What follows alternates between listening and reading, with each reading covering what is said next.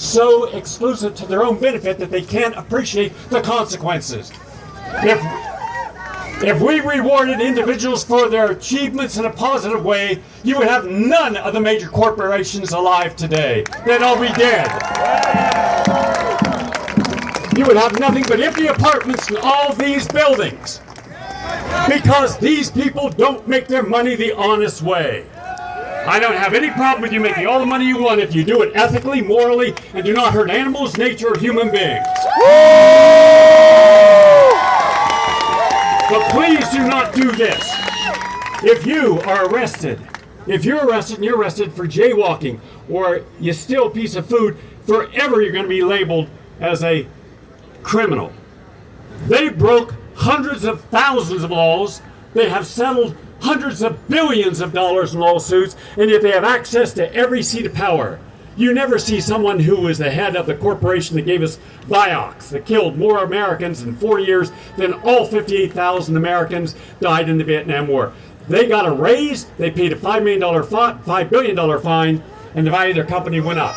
Where else but in America could you kill 60,000 Americans to get a raise? That shows you what we've done. So when you see these people, they're never excluded. You see the New York Times quoting them. You see Wall Street praising them. You see popular magazines wanting to emulate their lifestyle. You and I, we're not parading on red carpets and showing people our Rolls Royces and yachts.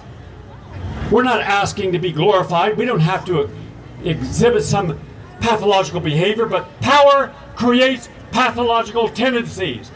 Or people with pathological tendencies seek power. Woo! The trouble is then that we do not have a 1% and a 99%. And those of you, how many of you listen to my radio show? The majority of it. Then you know my feeling on this. I was happy it became a comment that people would pay attention to. But when you buy their bread and you watch their television and you buy their clothes and you drive their car and you shop in their stores and put their money in their banks and use their credit cards and then you pay for their student loans, then you're part of them. We wouldn't have a 1% unless we empowered them with our economics and our politics. I voted for Ralph Nader, Jill Stein, not the Democrat or the Republican. They are the pathology. They are the disease.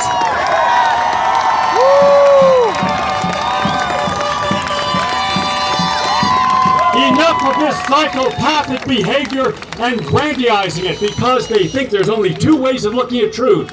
The left corporatized, the right corporatized, the real liberals excluded, the real conservatives excluded, and therefore none of the independent thinkers ever have a chance to share their points of view. So they tell us there's only one point of view, ours. No, ours count. We have hundreds of millions of people who are independent thinking.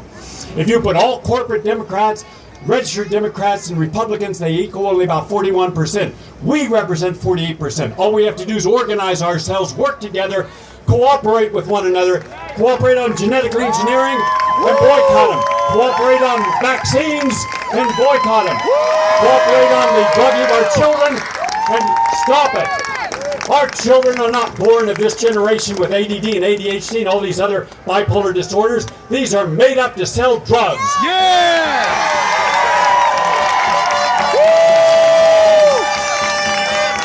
Corporate America believes that all our value is that to be commodified. We are a commodity. And to the degree they can exploit us by first causing fear, insecurity, they create a national security state. They then take money, 56% of our tax dollars, and spend it on private contractors to spy on us. Every one of our cell phones, every e-communication, probably 100 people here in these thousands are spying on us as if we're the enemy. Well, I happen to be an environmentalist. I fight for animal rights. I rescue animals. All my life I've been an activist. I've been in the trenches. And I'll tell you something. We have more of us today than ever before, including in the 1960s.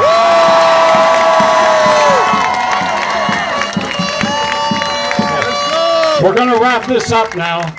And by the way, we thank you for being patient. We realize they ran a little bit over. We're going to wrap it up right now. So let us realize something.